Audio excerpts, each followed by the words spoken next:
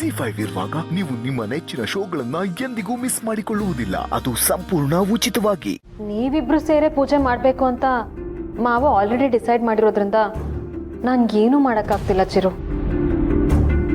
ಹಾಗೆ ಈ ವಿಷಯನ ನಿನಗೆ ಹೇಳು ಅಂತ ಅವರೇ ನನ್ನನ್ನು ಕಳಿಸಿದ್ದು.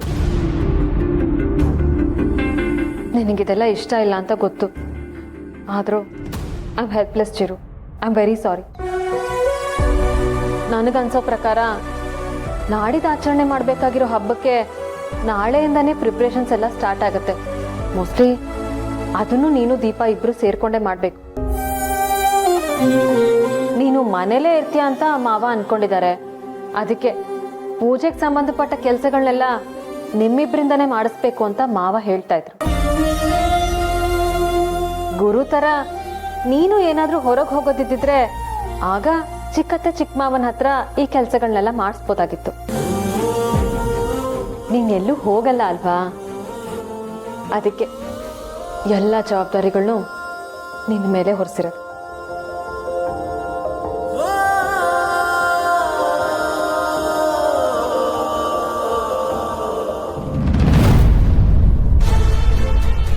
ಸೋಲು ಗೆಲುವಿನ ಆಟ ಅಂತ ಬಂದಾಗ ಈ ಸೌಂದರ್ಯ ಯಾವತ್ತೂ ಗೆಲ್ಲೋದೆ. ಆ ಆಟ ಯಾವುದೇ ಆಗಿರಲಿ, ಎದುರಿಗೆ ಯಾರೇ ಕೂತಿರಲಿ, ಅದು ದೇವ್ರೇ ಆಗಿದ್ರು ಸರಿ.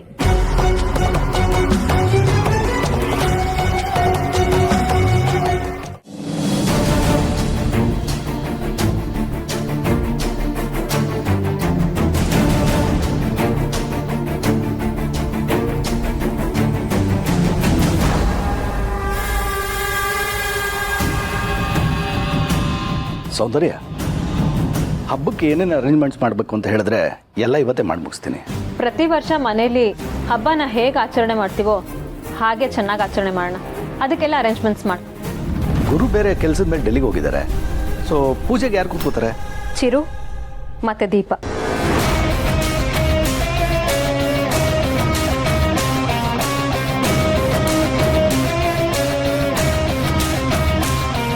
ಏನು ಹೇಳ್ತಾ ಇದೆ ಸೌಂದರ್ಯ? ಚಿರು ಮತ್ತೆ ದೀಪನ ಒಟ್ಟಿಗೆ ಪೂಜೆ ಕೂರಿಸ್ತೀಯಾ? ಅದು ಮಾವನ್ ನಿರ್ಧಾರ. ಆದ್ರೆ ಪೂಜೆಯಲ್ಲಿ ಯಾರು ಇರಬೇಕು ಇರಬಾರ್ದು ಅನ್ನೋದು ನನ್ನ ನಿರ್ಧಾರ. ಅದನ್ನ ನಾನೀಗಾಗಲೇ ಮಾಡಿದ್ದೀನಿ. ಹಾಗಾದ್ರೆ ಪೂಜೆಗೆ ಚಿರು ದೀಪ ಇಬ್ಬರಲ್ಲಿ ಯಾರಿರಲ್ಲ? ಗೊತ್ತಾಗುತ್ತೆ.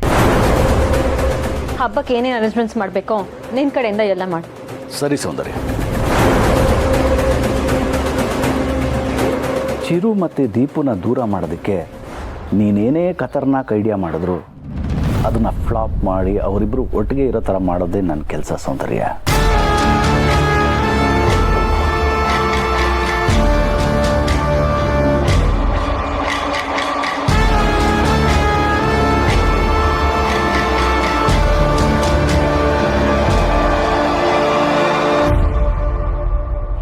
ಸೌಂದರ್ಯನ ತಲೆಯಲ್ಲಿ ದೀಪನ ಮನೆಯಿಂದ ಹೊರಗೆ ಕಳಿಸೋ ಐಡಿಯಾ ಇದೆ ಅನ್ಸುತ್ತೆ. ಅದನ್ನ ಅವಳು ಮಾಡೋಕ್ಕೂ ಮೊದಲೇ ದೀಪನ ಆಚೆ ಕರ್ಕೊಂಡೋಗಿ ನಾನೇನು ಅಂತ ತೋರಿಸ್ತೀನಿ. ಯಾವ ಕಾರಣಕ್ಕೂ ಚಿರು ದೀಪ ಒಟ್ಟಿಗೆ ಪೂಜೆ ಮಾಡಬಾರ್ದು. ಅದಕ್ಕೆ ಸಂಬಂಧಪಟ್ಟ ಯಾವ ಕೆಲಸನೂ ಒಟ್ಟಿಗೆ ಮಾಡಬಾರ್ದು.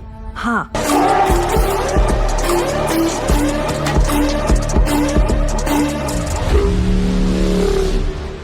ZEE5 ಆಪ್ ಡೌನ್ಲೋಡ್ ಮಾಡಿ ಎಲ್ಲಾ ಸಂಚಿಕೆಗಳನ್ನು ಸಂಪೂರ್ಣ ಉಚಿತವಾಗಿ ನೋಡಿ.